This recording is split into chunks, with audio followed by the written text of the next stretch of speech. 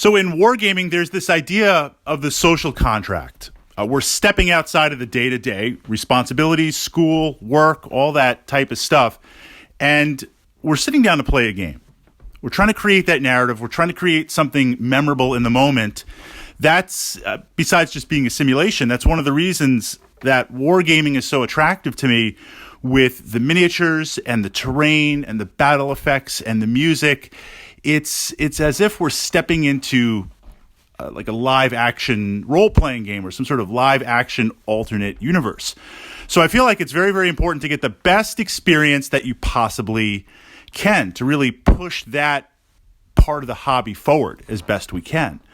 But the social contract is also important because literally on the other side of the table is one of your best friends or someone that is also interested in the hobby or someone that's new to the hobby. And that experience is going to help shape their perception of not only your club or your gaming group or the game, but it's going to grow the community.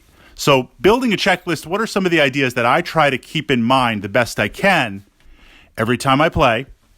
But at the same time, even with some crazy tactics and even going for glory when I should know better, trying my best to win, to balance that out. So the first thing for me, and this would be like my number one pet peeve, always play the game out.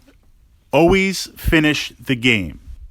Now, I'm not talking about something comes up or you can only play till 9 o'clock at night because the store closes and you're in the middle of the game and the store's closing. I mean, play the game out in that if it's turn 2 and you're getting just destroyed for whatever reason, you made some mistakes, the dice didn't help, your opponent has a different type of army, whatever it is, you know, this is the duality, never give up, because it's a war game, things can change, but you're pretty sure you're going to lose. You're pretty sure it's just a slaughter, or it is just a slaughter. I have seen people say, you know what, you just win. That's it, you won. Let's play another game or forget it. And I might understand that frustration a little bit, but the person on the other side of the table, let them have their fun. They've earned that glory. Fight to the bitter end. Make it extract as high a price as you can for that victory. They're still going to win. Give it to them. But always play the game out. Now, tactically, again, I can balance that and say, you know, you might be losing, but stranger things have happened. The fog of war, the shift of war, that might very well happen. But that social contract of play it out. Same way if you were winning and you were feeling great, how would it be if your opponent was like, you know what, I concede, you win. I mean, this is not chess. This is not chess. Always fight it out to the very bitter end. That's like number one in my list. Number two is managing expectations. There's been many games that I've been absolutely slaughtered, just blown off. I remember one game, I had just started my Foot Eldar list. I just created my Footdar list. And I went up against a rock-hard Chaos Space Marine list. And I knew it was rock-hard because I play Chaos Space Marines. I play CSM. And I was like, okay, this guy's bringing a tournament list, a win-at-all-cost tournament list. I've got my narrative Footdar list, which literally first time on the table. I'm still learning the army. I mean, I've got the theory hammer down, but I'm still learning the army. And he slaughtered me.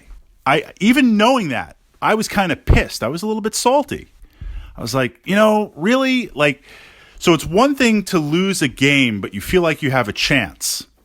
It's another thing to lose the game and you have no chance. Those of you who've been playing Warhammer 40,000 for a number of years, the prime example would be back in 5th edition. There's a whole crew that loves 5th edition because you would essentially take all of your tanks, park them in a corner, and just roll dice.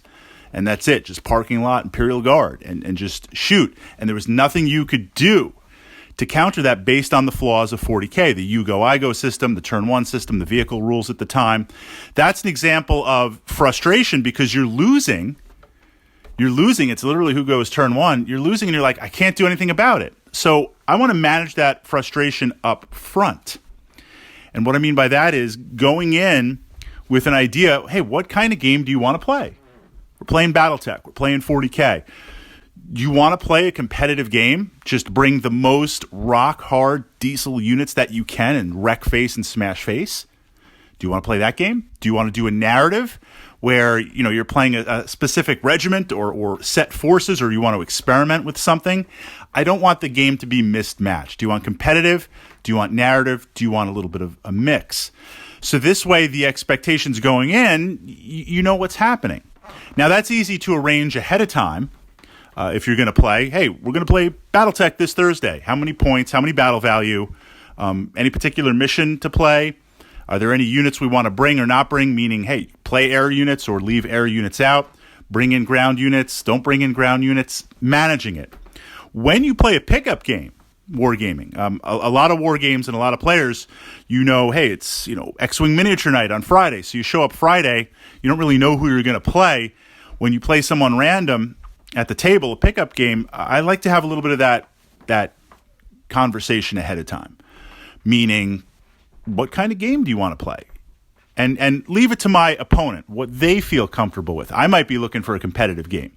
But if they're like, well, I want to play a narrative game, or this is my army, also looking at their experience level. So this way you don't feel like you're getting railroaded at the table, because that's not a productive use of time. The next piece, before we play the game, and this is also important, this is also really important, just the little nuances. Are there terrain pieces on the table? Now, some systems, Battletech is an example. Battletech's tight. You're playing on a hex map. There's light woods in that hex. If your mech occupies that hex, you are in light woods. There are elevations. It is very, very, very precise. Facing is precise. But other game systems, or if you go to a traditional wargaming table, there's going to be different terrain pieces.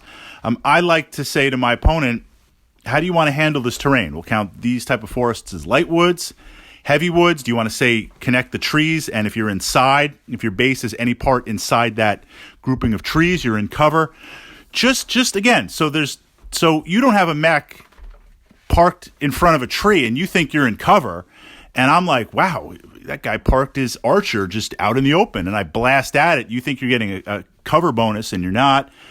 Making sure all that is squared away up front. So this way we can have a great game.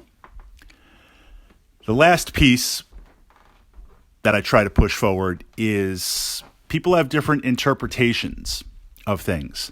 And where they're coming with that interpretation, there's a lot of factors involved. They might be new to the game and not understand the rules, but think they understand the rules. They may be like myself. You've played so many editions of so many war games, you swear you know the rules, but then you're like, was that a previous edition? Or you're sitting there thinking for a moment about the rules, and you're like, what were those rules again? So it's easy to get a rule wrong. It's easy to forget something. It's easy to make a mistake. So when someone makes a rules call, or if my opponent thinks it should be a certain way, I'd rather err on the side of caution and give it to them. And say, okay, you think that unit's in cover? The rules for cover might be a little bit different, but okay, we're just going to give it to you. If I lose a game because you've got one unit in cover, then obviously my tactics are not up to par with that. But pushing that out, and likewise, if my opponent forgets something and it was a move that they were going to clearly make, let them do it. Let them do it. If we're in the movement phase and you move all your stuff and you're like, yes, I've got Fritz, I'm now ready to go. And then we're moving to the shooting phase and you realize, oh, you didn't move that mech or you didn't move that unit. Well, look, you intended to, you just forgot it. Okay, just move it up now. That's fine. Or if we're in the shooting phase and then you go to another phase, you forgot to shoot one weapon, shoot it. Again, if I lose the game because of an honest mistake, then I was probably going to lose the game anyway. And I don't believe in nope, we're in the movement phase. It's over. Now it's shooting phase. You forgot to move your unit. Forget it. Tough luck on you. That's how it goes. I could see that in competitive play. I could see that in a tournament because for the rankings and making sure you face the appropriate opponent, the rules are the rules. Yes, that has to be 100% draconian. Has to. But head-to-head, tabletop, having fun, you forget something, okay, just move it. It's okay. That's fine. This for me is the social contract. This for me is the expectations that I try to push out there. So as we go into playing the game, we can create that narrative. we create that something special on the tabletop.